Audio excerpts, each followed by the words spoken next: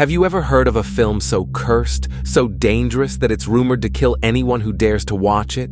This isn't just a story, it's Antrum, a film shrouded in mystery, legend, and fear. But what's the truth behind its horrifying reputation? Let's find out.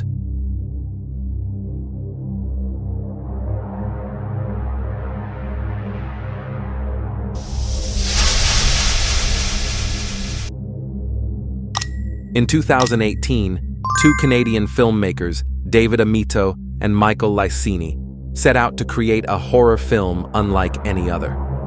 Not just a story designed to scare its audience, but an experience so visceral, so deeply disturbing that it would blur the line between fiction and reality. The result? Antrum, the deadliest film ever made. The idea for Antrum was born out of a simple but chilling concept. What if a film itself could be haunted? Amito and Licini leaned into the idea of a cursed film, layering it with mockumentary elements to convince viewers that the legend might be real. This wasn't just a movie, it was a meta-horror experiment. The story unfolds through the performances of Nicole Tompkins as Aurelie and Rowan Smith as Nathan. While the production was modest, with filming conducted in Southern California on a shoestring budget, the dedication of the cast and crew brought the eerie tale to life. Here's where things get really interesting. Before you even see the film, you're introduced to its legend. A film from the 1970s, long thought to be lost, with a trail of death and madness in its wake. The filmmakers weave a chilling backstory.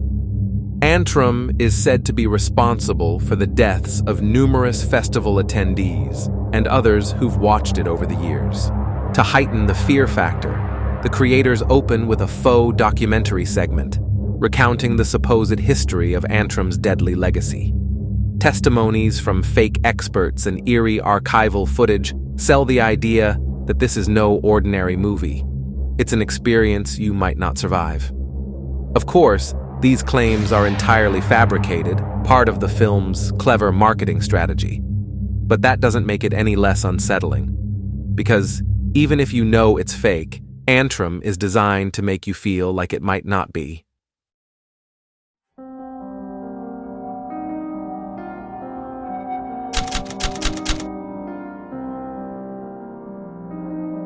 The story begins with a tragedy. Nathan, a young boy, is devastated by the euthanasia of his beloved dog, Maxine. The loss hits him hard, fueling his belief that Maxine's soul is trapped in hell. His older sister, Aurelie, desperate to console him, crafts an elaborate and chilling narrative to help him cope. She creates a grim-looking book of spells, using nothing but an old sketchbook. Each page is adorned with cryptic symbols, sketches of demonic figures, and supposed incantations. Aurelie claims the book was given to her by a mysterious classmate, Ike, who she insists is an expert in the occult.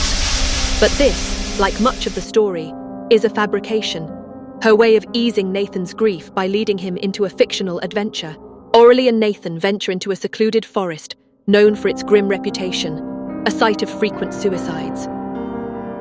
Aurelie tells Nathan that this is the exact spot where Satan fell to earth, the gateway to hell itself. She convinces him that they can dig a hole deep enough to rescue Maxine's soul. Their rituals are bizarre and unsettling, consisting of lighting candles, drawing symbols in the dirt, and chanting lines from Aurelie's makeshift grimoire. As they dig, Nathan begins experiencing eerie occurrences, faint whispers, distant screams, and shadowy figures lurking just beyond the trees. At first, these seem to be part of Aurelie's elaborate charade. She even manipulates some of the supernatural events to strengthen Nathan's belief in their mission. However, as the night progresses, it becomes harder to tell what is orchestrated and what might be truly otherworldly. The story becomes increasingly ambiguous as Nathan's and Aurelie's perceptions of reality deteriorate. Nathan hears the sound of chains, which he believes belong to Cerberus, the guardian of hell. Yet, the audience later discovers these are the chains of a trapped dog in the forest, likely placed there by Aurelie. Aurelie's actions take on a sinister edge. Her efforts to immerse Nathan in the fantasy of saving Maxine seem to backfire. Her own grip on reality starts to weaken as she becomes a victim of the story she's created. Is she genuinely helping her brother, or is she descending into madness herself? The climax of Antrum is as unsettling as it is ambiguous. After escaping a terrifying encounter with two cannibals living in the forest, Nathan frees the chained dog, believing he has successfully rescued Maxine's soul. For a brief moment, hope flickers, but the mood quickly shifts. Aurélie, now hysterical and overwhelmed, mistakes Nathan for a demon. In a horrifying twist, she shoots her brother. The screen cuts to black. Moments later, the film reopens with a haunting scene. Nathan lying lifeless, and Aurélie in tears. But was Nathan truly possessed? Or was Aurélie consumed by her own paranoia? The film refuses to provide a clear answer, leaving the audience in a state of discomfort and reflection. The brilliance of Antrum lies in its refusal to spell out its mysteries. Is the horror supernatural or psychological? Are the terrifying events a product of Aurélie's fabrication, Nathan's trauma-fueled imagination, or something darker? This open-endedness mirrors the central theme of the movie, the power of belief and the stories we tell ourselves. Fear, as the film suggests, can make monsters out of shadows, and sometimes those monsters feel very real.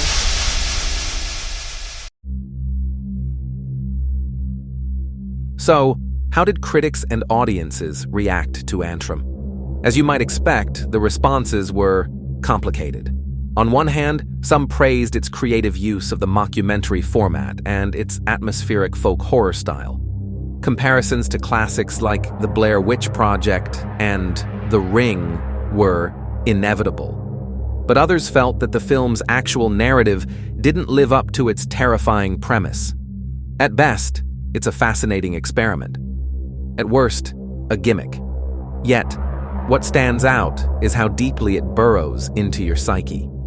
Even if you're a skeptic, Antrum leaves you uneasy. Maybe it's the subliminal imagery, or the way the story plays on our collective fears of the unknown. Either way, the film accomplishes what it set out to do. It makes you believe in the unbelievable, if only for a moment. Whether or not you buy into its legend, Antrum has cemented its place in horror history as one of the most unique and unsettling films of the modern era.